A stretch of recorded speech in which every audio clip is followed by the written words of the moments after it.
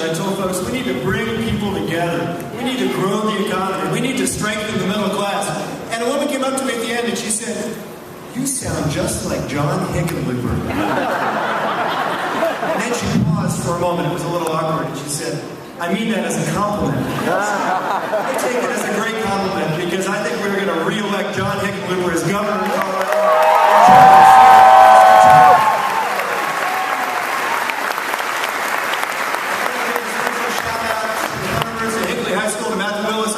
Thank you for hosting us here.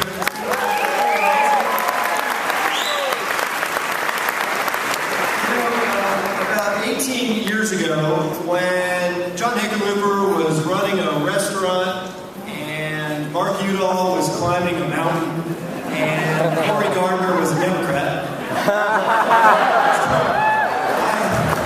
I won a trip to Chicago to watch a young American president accept our party's nomination for a second term. He said, "The real choice in this election is whether we will build a bridge to the future or a bridge to the past." He said about whether we believe our best days are still out there or our best days are behind us. About whether we want a country of people all working together or one where you're on your own. Bill Clinton was exactly right about the election of 1996, and he is exactly right about the election of 2014. That's the choice. That's what this election is about. The future or the past. It's a question. That's the question on the ballot, just like all the questions you get in all the polls that we're hearing so much about. So let me do this in the few minutes I've got with you. Let me just conduct a poll of my own and ask you this. Do you want to be stuck in the past and allow women to be forced to make 78 cents on the dollar for that earned by men? No! I will put you down as a no. Or do you want to embrace a future where we ensure equal pay for equal work? So, I'll put you down as a yes on that. Do you want to be stuck in a past where higher education remains the privilege of only the most fortunate few? No! Or do you want to embrace a future where every kid with the aspiration and the ambition can pursue higher education and the American dream? This is a pretty easy poll. Let me ask you this. Do you want to be stuck in a past where we continue to subsidize the nation's biggest polluters and foul our environment? No! A future of a clean energy economy and reduce our lives.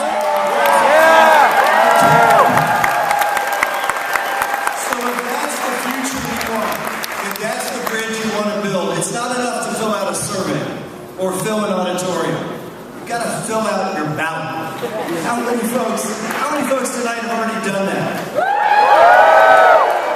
How many folks are going to go home and make sure that all their neighbors and loved ones have done that as well? What we need to do in order for us to be able to say, "Ya voté, I voted."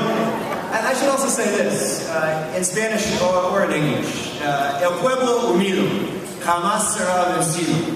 The people united will never be defeated. You know, on Thursday night,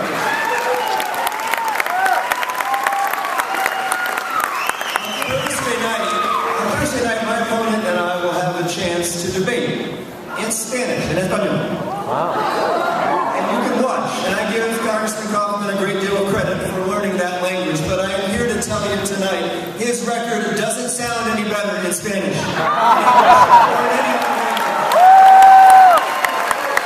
Because when you call Tom Zambrano your hero, when you call the DREAM Act a nightmare, when you call Social Security a Ponzi scheme, you're part of the problem. And the good news is, in the 6th Congressional District where we find ourselves tonight, we can replace you, and that is exactly what we can do.